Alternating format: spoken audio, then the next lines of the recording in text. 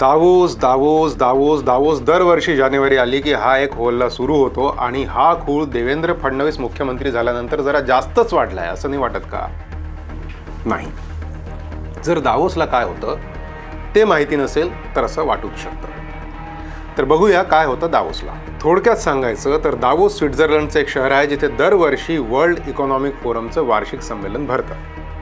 यात जगभरातल्या आर्थिक शक्ती म्हणजे इंडस्ट्रीज, राजकीय सत्ता म्हणजे वेगवेगळ्या राज्य आणि राष्ट्रांच्या सरकार आणि सामाजिक संस्था या जगाला जास्त पर्यावरणपूरक आणि समाजाच्या दुर्लक्षित घटकांसाठी जगणं सुकर कसं व्हावं या उद्दिष्टाने एकत्र येतात. आता या सगळ्यामध्ये देवाभाऊंची इतकी चर्चा का होते?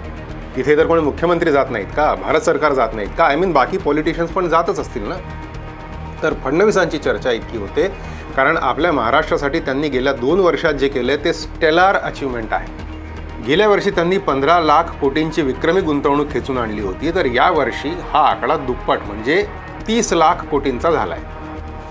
हे सगळं जरा मॅथमॅटिकल होतं आहे, पण तुम्हाला सिरियसली एक इंटरेस्टिंग गोष्ट सांगू.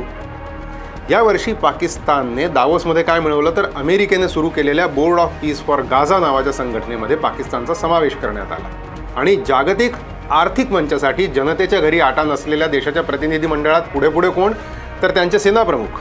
म्हणजे काय तर घरात नाही दाणा आणि मला पाटील म्हणा. गेल्या वर्षी पाकिस्तानची दावोसमध्ये सगळ्यात मोठी उपलब्धी काय होती तर मध्य पूर्वेच्या 2 बँकांनी पाकिस्तानला 8,600 कोटींचा कर्ज मंजूर केला होता आणि हा आकडा अंकात असा दिसतो. आता विचार करा, एक अख्ख्या देशाला वर्षभरासाठी 6% दराने व्याजावर मिळालेलं कर्ज त्यांना परत करायचं आहे. आता या सगळ्या चर्चेत पाकिस्तान कशाला हवा? आकड्यांच्या एका रेफरन्ससाठी.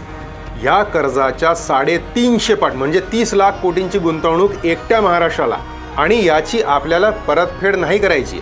या इन्व्हेस्टमेंटमुळे महाराष्ट्र समृद्ध होईल, व्यवसाय आणि रोजगार वाढतील, आपला लाडका महाराष्ट्र आणि आपला भारत देश प्रगती करेल. पण एक मिनिट, 9 to 5 जॉब करणाऱ्या एका सामान्य माणसाला, मला, तुम्हाला याचा काय फायदा होणार आहे? त्याबद्दल पुढच्या व्हिडिओत बोलू. जय हिंद, जय महाराष्ट्र.